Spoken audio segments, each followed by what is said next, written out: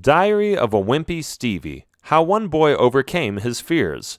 Written by Jeff Child. Narrated by John H. Feskins. Introduction. Do you have any fears? Stevie does. In fact, he is afraid of almost everything. At least that's what he started noticing. He doesn't want to be a wimp anymore. He wants to feel free. Stevie doesn't want to be afraid anymore. And even though his fears are definitely in the top 10 of mankind's fears, he is willing to overcome them. He wants to be brave and courageous. He wants to show them what he is worth. Listen to his diary and come to understand the process of his struggles and the victory over himself. Entry 1. Holes. "Stevie, could you come clean this hole here?" my mother asked. "Sure, Mom." My room was in the basement, so I went upstairs and came to look at what she was pointing out. It was underneath the sink in the laundry room. It hadn't been cleaned for a while. She handed me a sponge. "Here you go," she said. "This should help you clean it." I looked at the sponge and stepped back. I will use the rag instead. Is that okay?" I asked. "Whatever you want, sweetie." I hated the sponge. Something about it was off-putting and disgusting. I never like holes anyway, so a sponge was something I wasn't very happy with. I know, right? Why would anybody be afraid of a sponge? I don't know, but it was just how I was. The rag, however, was perfect for cleaning the back of the plumbing. I ducked, I went forward, and saw a giant toad with eggs on its back. "Ah!" I screamed. I bonked my head and went out of there. I ran around the house twice, literally in circles around the house. My mom didn't understand. She came to the laundry room. "Ew," she said. "That's pretty gross." She took the broom and swept the toad out of the house. Then she came looking for me. She was calling my name, but I was still running circles around our house. When I came to the front door again, she stopped me and asked, "What's going on? It's just a dirty toad." "I know, but those holes, yuck!" "Yeah, they're pretty disgusting, but I don't see why you would have to panic about those. I just swept the amphibian out the door and it's gone." "I just can't stop thinking about it," I said. "I can't get it out of my head. Ah!" Mom looked at me for a second. I was almost pulling my hair out, like having a panic attack. "Maybe I'll take you to the doctor, or better yet, to a psychologist. He will know what to do with this irrational fear of yours." The next day, we had an appointment. We arrived at the psychologist's office, and he invited me to sit down in a big chair.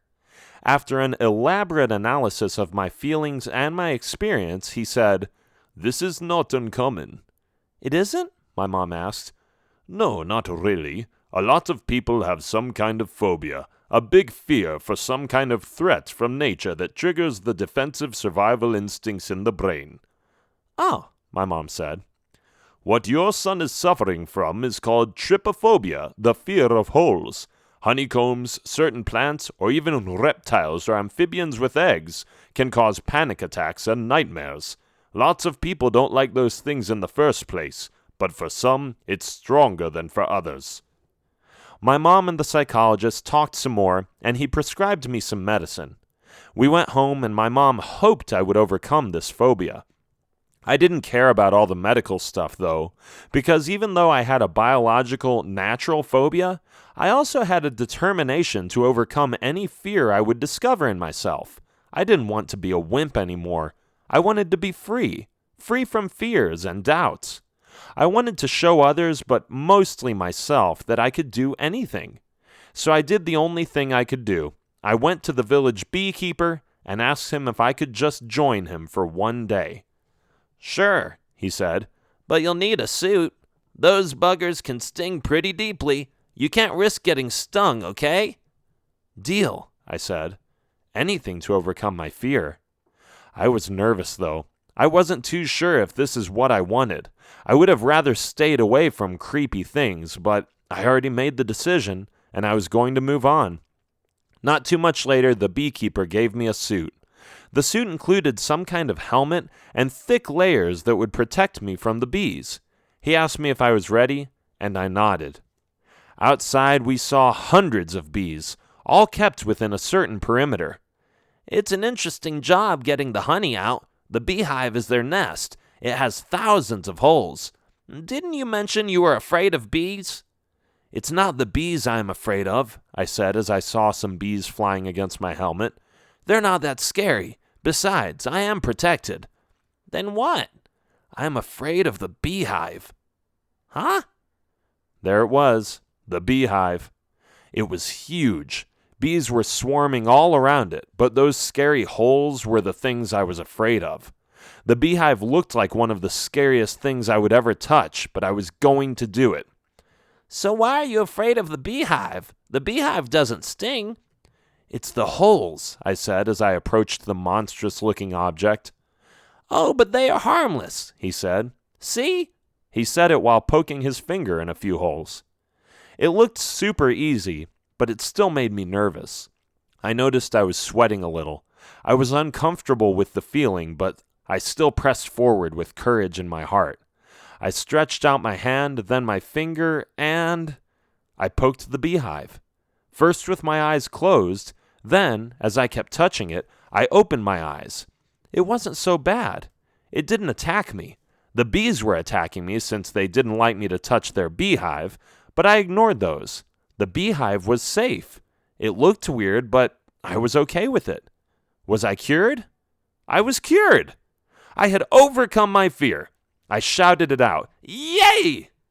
I almost took my suit off and ran away, but the beekeeper stopped me just in time.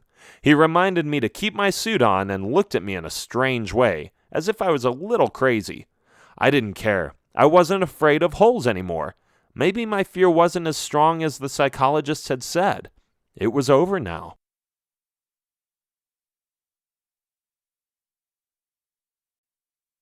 Entry 2. The Dark.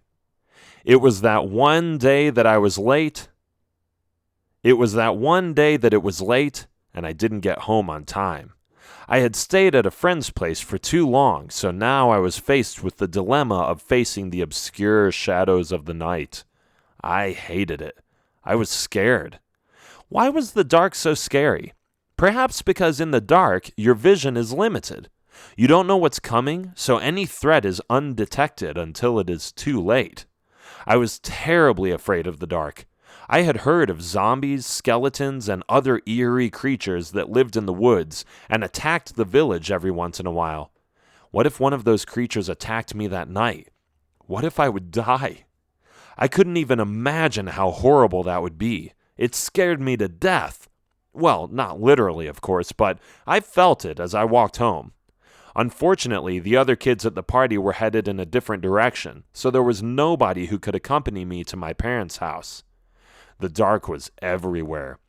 It wasn't pitch black, since some of the homes in the village had a light, and the moon was shining brightly, but I still thought it was chilling and terrifying. I heard a sound from the left side and jumped up. What was that? I stammered. It was nothing, really. Just a cat that had fallen off a trash can. I think that was the first time I ever saw a cat not land on its feet. It was sad to see how the silly pet crashed on its face after losing its balance. Sad, but kind of funny, I had to admit. Our house was on the outskirts of the village, close enough to be seen, but still a half-mile away from everyone else's. That's because we were farmers. My dad had a lot of land around the house, and he tried to use it to our advantage. It was all fine, and I didn't mind the walking, but now it was awful. Why? Because everything between the village and the house was pitch black, with a small glimmer of light from the moon. I wasn't exactly looking forward to following the road to our house. The path was crooked. I wished they would have made it straight, but it wasn't, and there was nothing I could do about it. A bird flew by. It was a big, fat crow. "Ah! Ah!" it said. Spooky. Then I heard rustling leaves from a lonely tree in the field. My imagination went crazy. I already saw the tree's arms form claws and come closer to grab me. It had glowing eyes. A wide mouth in the tree trunk appeared in my mind. As it was holding me in the air, as my feet and hands were dangling high above the ground, the tree brought me closer to him, opened up its creepy mouth with fangs on up and the downside, and was about to throw me into its foul mouth without further ado. No! I yelled. It was only my imagination. It didn't really happen, but it felt real to me. I started running for my life, away from the tree. I ran towards the house. A few more minutes, maybe. Then I would be home, safe and sound. But then I stopped. I didn't want to run away from things that weren't real. I didn't want my imagination to take the best of me. It had to stop. I had to overcome this fear as well. I was so proud that I had touched the beehive. If I could do that, I could do this too. There had never been any crime reported on these fields before, so close to my home, and the chances of it happening now were slim. That thought didn't comfort me enough, since there was still a chance. But the thought of me coming home with an all-powerful feeling of overcoming my fear of darkness was engraved on my mind. It felt wonderful. So this is what I did. I closed my eyes and just stood there. I kept standing there. The temperature was okay, so it wasn't like I was going to catch a cold or something. All I had to do was keep my eyes closed and not move a muscle. I heard a sound again. What was that? No. Resist the temptation. Keep your eyes closed. Don't look. It's not real. It's not important. You are safe here. Those are some of the things I told myself as I kept my eyes shut. But then the ultimate test came. I heard something approaching me. It wasn't my imagination. I was sure about that. It was a real being, whatever it was. It came closer. I could hear its footsteps come so close that it was only a few feet away from me. I was too curious, but I breathed deeply. Then I slowly opened my eyes. It was another cat. "Stupid cat," I said. "Trying to terrify me by following me home? Ugh." I felt like kicking the annoying animal, but I held back and left it alone. Then I looked back. I saw the tree. "That is the ultimate test," I said to myself. I walked back and went to the tree. At first, my imagination went wild again. I could see the arms, the claws, the grip, the evil eyes, and the open mouth with sharp teeth. But I kept walking. I knew it wasn't real, although it sure seemed like it. I was really close this time, and I reached out my hand. Then I touched the tree. The mouth, claws, and sinister eyes vanished instantly. It was just a tree. I smiled. I went home and opened the door. My mom was in the living room. I was so happy that I had taken the initiative to confront myself with my fears that I expressed my joy in a rather loud manner. "Yes!" I yelled. My mom came into the hallway. "Could you keep quiet, please? You scared me to death. Why on earth would you yell like that?" "Nothing, Mom," I said.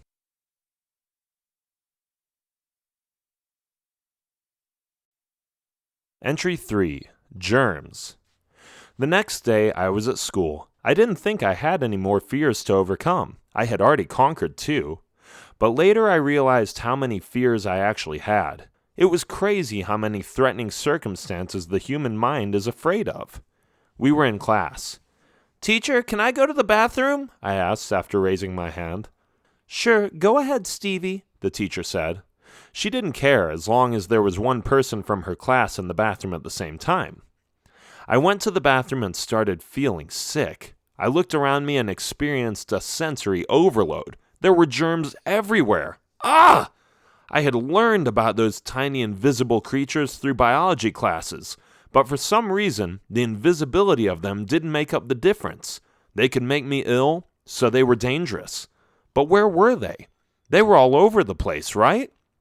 After I was done, I washed my hands for more than 5 minutes, which the average kid would be finished with within 1 minute. I just had to make sure my hands were clean and that no germs were touching me. The flu had been going around, as well as lice, those eerie pests that appear in your hair and lay eggs there. Yuck! I opened the door and touched the doorknob in the process. Oh no, now I have germs on my hands again. Another 5 minutes of washing my hands went by. Then I took a paper towel and put it on the inside of my hand so I could open the door without touching the doorknob with my hand. I walked through the hallway as I went back to my classroom. A teacher walked by. "Achoo!" he sneezed. Disgusting. All those germs flying through the air. At least he covered his mouth, which is what I think everybody should do when they sneeze or cough. But I still felt awkward about it. Surely some of those germs went through the fingers of his hands, did they not? So I went back to the bathroom and washed my hands again, this time for at least 10 minutes. I wasn't going to catch the flu. No way.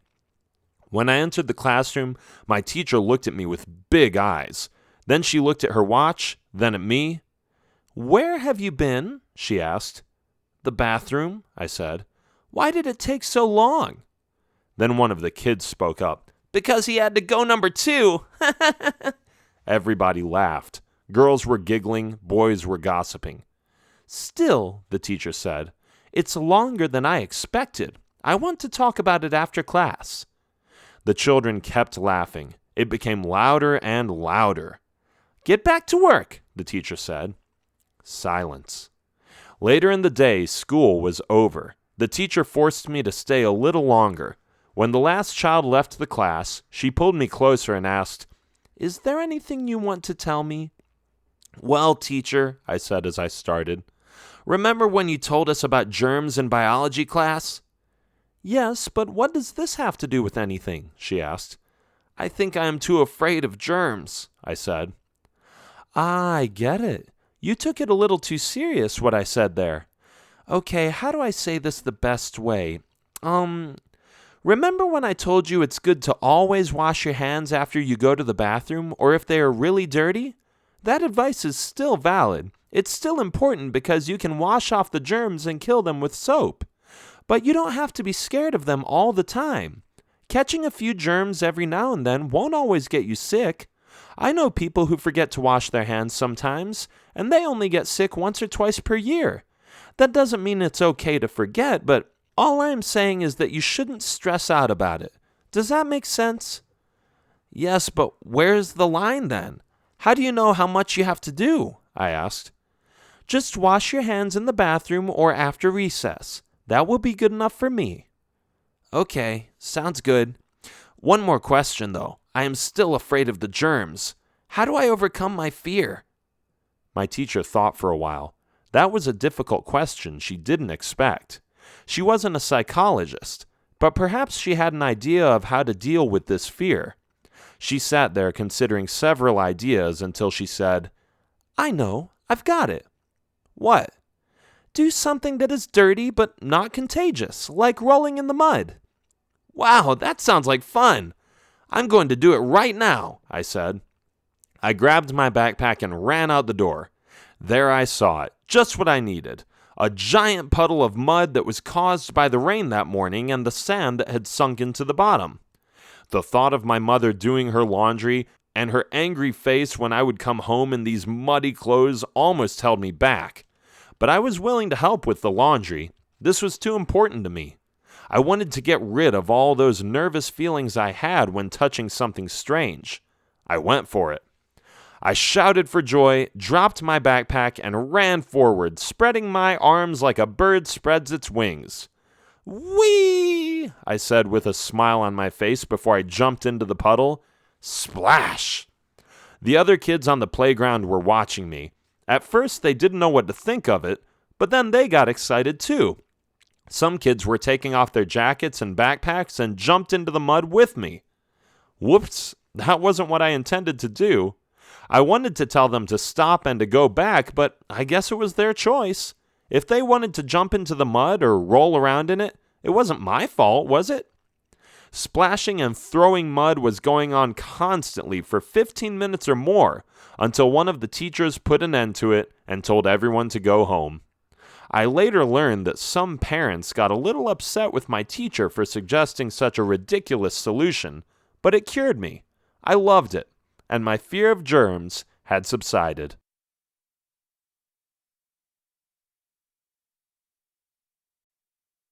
Entry 4. Small Spaces. When I came home, the mood changed immediately. I walked towards the door and opened it. I stepped inside and called my mom. "Hi, sweetie. How was school?" "What?" she said, completely startled by my dirty clothes. "What happened to you?" "It's nothing, Mom," I said. "I just rolled through the mud." You did what? I rolled through the mud, I said. Haven't you ever done that? She was speechless. I could tell she was looking for a way to both punish me and clean it up. I was in deep trouble. She told me to take off my clothes in the hallway and run to the bathtub to wash myself. I obeyed without talking back. Driven by the seriousness of her voice, I ran to the bathroom and turned on the water. It wasn't long before I felt fresh and clean. My fear of germs had already left me, but I was still glad to feel rejuvenated. Still, I wasn't sorry for what I had done, but my mom thought I should have been. Once I got dressed, she came to tell me I was going to be punished. She ordered me to go to a tiny space underneath the stairs. It was like a pen for chickens, and I didn't like it. No, Mom, please, I won't do it again, I begged. No worries, she said. I will just leave you here for a small time period, and then you can go to your room and play. If I let you go there now, you won't even know that what you did was wrong. I still cannot believe how dirty you got yourself, and no, I don't want to know what you were thinking. But Mom, I said. No buts. Just go, she said. I went underneath the staircase and she shut the door. It truly was tiny. I mean, I fit in there easily, and I guess you could stuff about 2 or 3 more people in there, but I felt like I was going to choke. I felt awful. It was too tight. It was too small. Mom, I yelled, let me out of here. Nope, my mom answered. Just a little longer. You need to realize what you've done, and you're not going to get away with it. But I'm choking. I'm choking. Ah! Oh, don't exaggerate, please. There is enough air in there for you to stay in there for hours. I won't keep you in there for that long. But Mom! Mom! It was driving her nuts. It was driving me nuts. I started moving around and feeling nauseous. I was hyperventilating. I never knew it was this bad. After a few minutes, my mom let me out. I caught my breath, pretending that I finally got some air. My mom looked at me with a surprised face. She sensed something was wrong, and I think she felt a little guilty. I'm sorry, she said when I acted normal again. I didn't know you were claustrophobic. Just go to your room. That will be all for now. I won't put you in there again. I went to my room and thought about what had happened. I was suffering from claustrophobia, another thing that was bothering me and weakening me. But just like the other fears, I wanted to overcome it. Maybe if I could challenge myself and keep calm, I would be able to cope with small spaces. And that's what I did. I looked in the closet and pulled out a cardboard box. I put it on the floor, added some attachments to it that made it look like a castle, got a black marker, scribbled a cute face on it, and covered it with a blanket. It was bigger than me, but not much, so that I could barely fit in it. All right, here we go, I said as I sighed. I climbed inside and made myself sit there for 10 minutes. Then I climbed out and waited for a while, after which I went back inside and sat there for about 20 minutes, then 30, then 40, and so on. When I first went inside, it felt like the walls were closing on me, as if they were trying to suffocate me and crush me to pieces. But I held on and just sat there, trying to focus on other things. It didn't take long before the squashing of the walls was gone in my mind, and I could sit there peacefully for a long time. Eventually, I fell asleep in the cardboard box on the cozy, comfy blanket, without a worry in the world.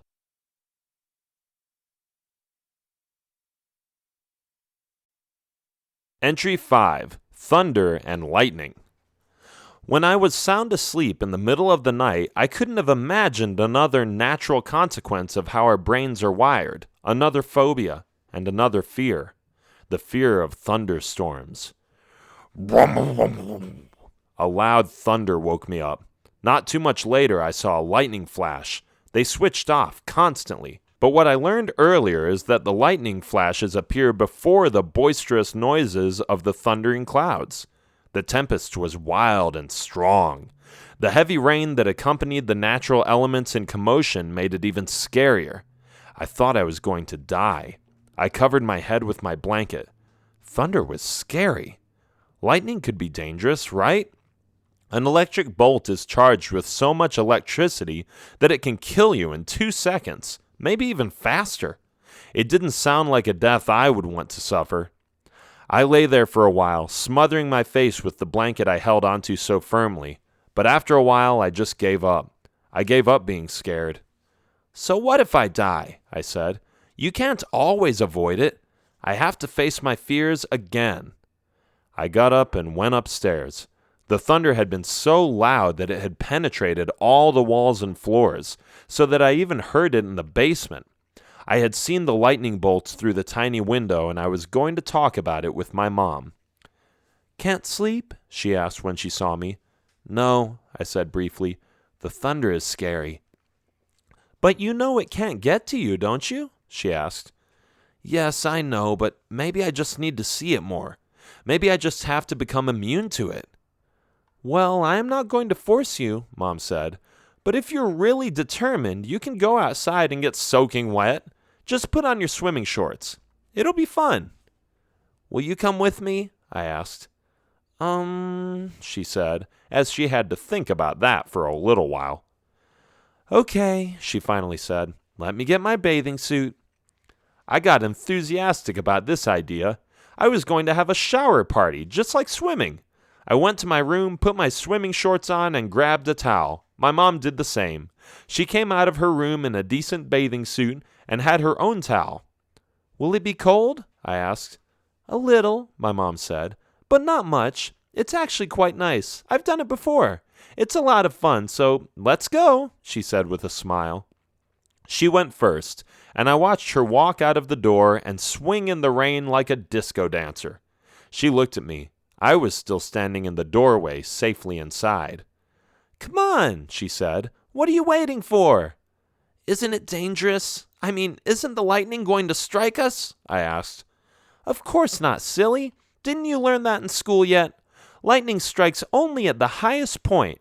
Now, if we were in an open field, you would have to watch out a little bit, but since there is a house, a chimney, a tree, and a pole right next to us, I don't think we should be worried.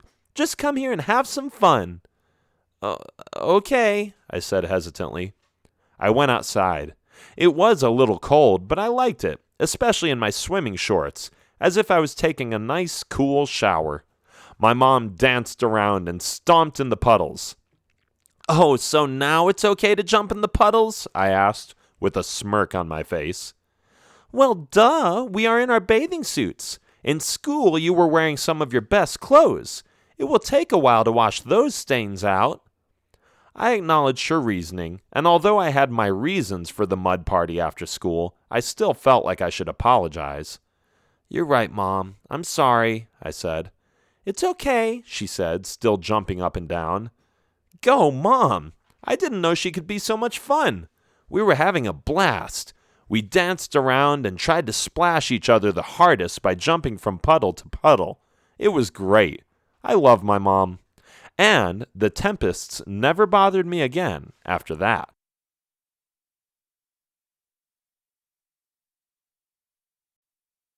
Entry 6. Dogs.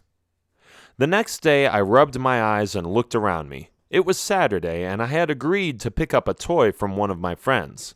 I had never been to his house, but he had borrowed something, and I was about to pick it up. I had his address, so all I had to do was look around a little to find the place. I walked through the streets of the village and found his house. It had a big fence around it and was situated on a large piece of land. Nice house, I thought. I opened the gate and followed the little path to the front door. But then I saw a dog, a big one, a huge one.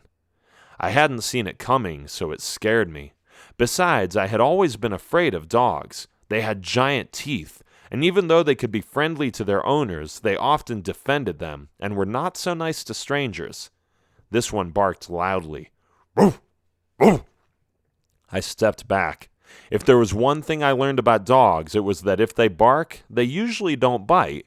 But there might be exceptions, so I was going to be careful. I kept my hands in my pockets, just to make sure it wouldn't bite my fingers off.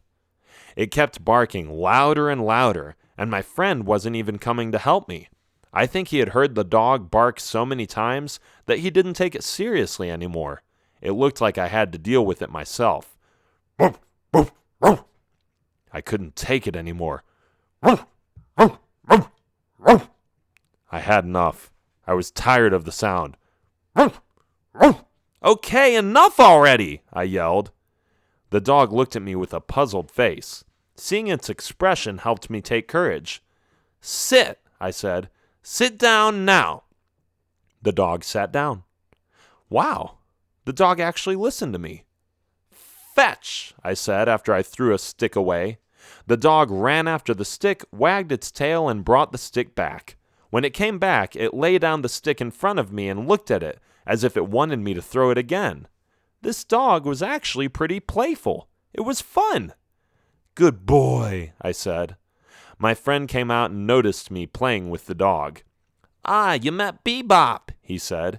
It's our dog. We got it last year. We always play with it when the weather is good. It probably barked at you, right? That's just because it doesn't know you, but once it trusts you, it's really friendly. I noticed that, I said. I had had too many bad experiences with dogs in the past, so I connected all those in my mind to dogs in general.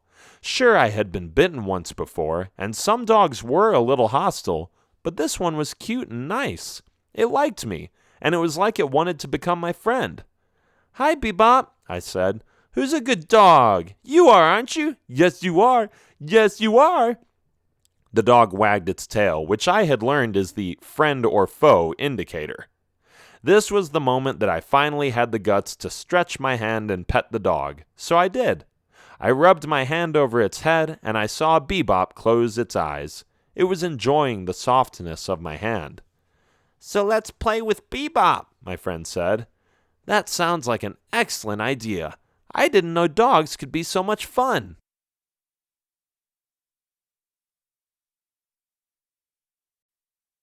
Entry 7. Crowds. When I came back from my friend's house, I went through the marketplace in town. It was interesting to see that the number of people had tripled or more since I came through there on the way to my friend's house. I didn't like it for some reason, though. It felt like people were smothering me. It was too crowded, too noisy. There was too much going on. Oops, excuse me, a man said as he bumped into me. Sorry, another lady said as her elbow almost ended up in my face. I know they meant well, but something inside of me freaked out a little. What if there was a fire, or an earthquake, or a panic, and people would run me over? Then I wouldn't have anywhere to go. Ouch, I said when a rambunctious boy ran into my stomach on accident. Watch where you're going, kid. I was a kid myself, but for some reason I felt a little more mature after seeing his uncontrollable playfulness. I weaved my way through the foot traffic, passing by vendors' booths, salesmen who shouted out loud what kinds of fruits and vegetables they were selling, smelly fish vendors, and old ladies who were walking their dogs. I tripped over a dog leash and fell on the ground. Oof! I'm sorry, boy. Are you okay? The old lady asked. I guess so, I said. You don't look okay. I mean, you don't look like you got hurt badly, but something else is bothering you, isn't it? Yes, I said. I hate the crowd. I can't stand it. It's like there is no way to escape if something happens. What if I get stuck between all these people and choke to death, or get trampled by 1,000 feet? That would be a horrible way to go. I understand, the lady said. I had the same thing when I was young. Everybody around you is bigger and taller, and you never know if they are going to crash into you. But let me tell you this, they will walk around you if you just stand there. Seems simple, I said, but not easy. Okay, the old lady said. I have an idea. Pick one of your favorite food stands here. The cookie stand, I immediately said. Good. Now this is what we are going to do. You are going to close your eyes and just stand here. Don't move. Don't go anywhere. Just keep your eyes closed and stand there. I am going to watch the clock, and when you have done this for 5 minutes, I will buy you something delicious from that cookie man over there. Wow, thank you, I said. Now, first you have to close your eyes and stand there. Remember that you have to ignore the little bumps and try to feel safe. Close your eyes and focus. Try to feel like you have all the space in the world, as if it's an empty street. I closed my eyes. I felt like some spiritual guru, thinking that everybody who would pass me by would consider me a weirdo. But after a while, I felt calm. Most people didn't even touch me. Most people didn't care. They were too busy anyway. As the minutes flew by, I imagined myself on some tropical island, drinking coconut juice and eating fresh pineapple. I could smell the ocean and feel the soft sand on the beach. "Time's up," she said with a happy smile. "Good job. It's time for your treat." "Thank you, madam," I said politely. This really helped me feel more comfortable in big crowds.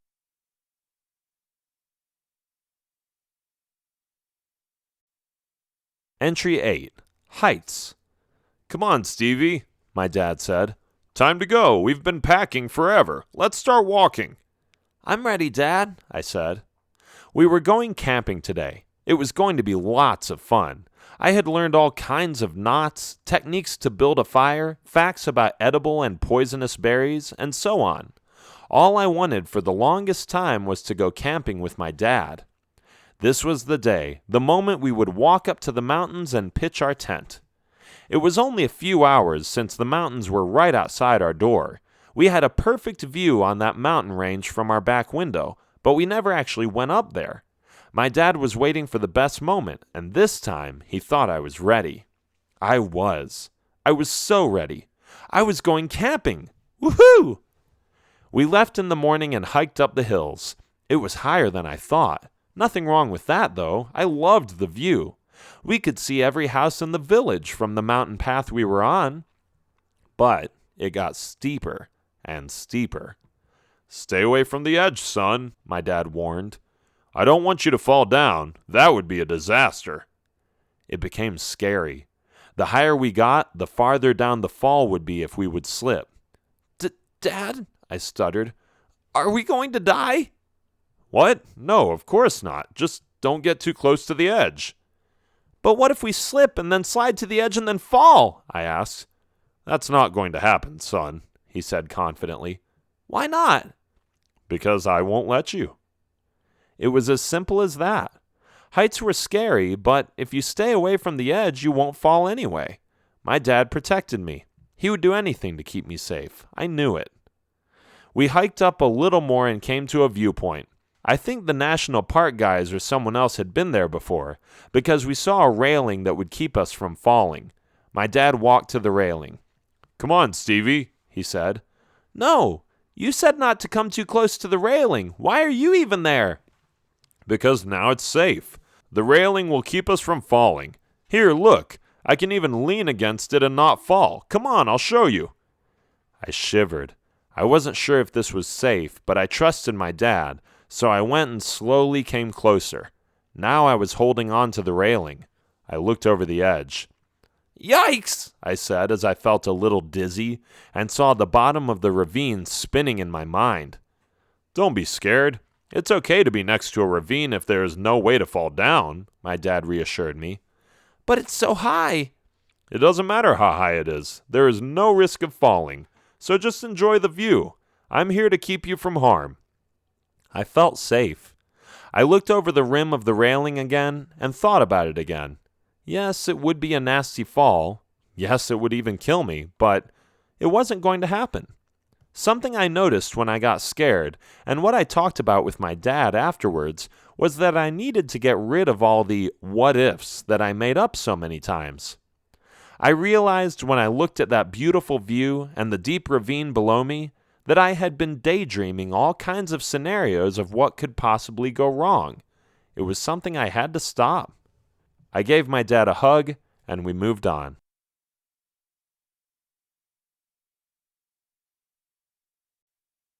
Entry 9. Snakes.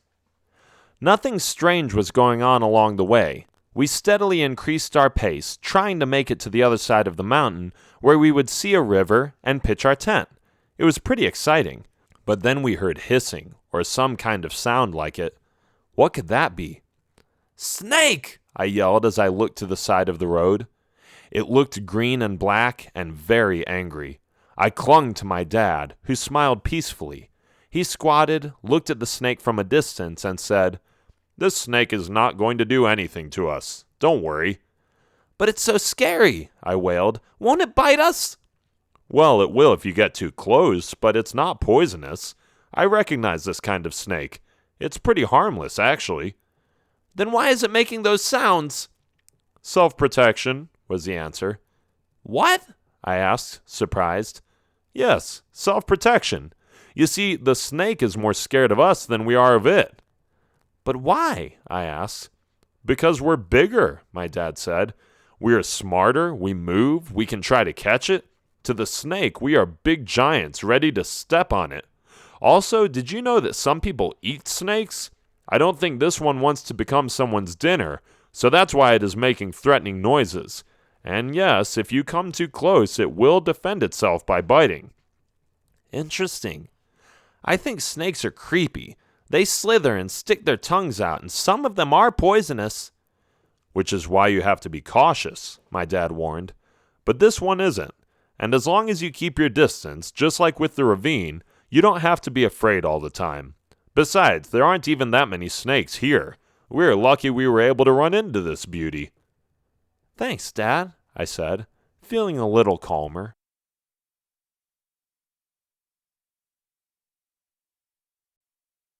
Entry 10. Spiders. After our little confrontation with the slithering serpent, we reached the top of the mountain, after which we descended on the other side. The river was in sight, and it didn't take long before we arrived at the riverbed and pitched our tent. "Let's go fishing, son," my dad said. And so we did. We fished for about 3 hours and caught a couple of fish.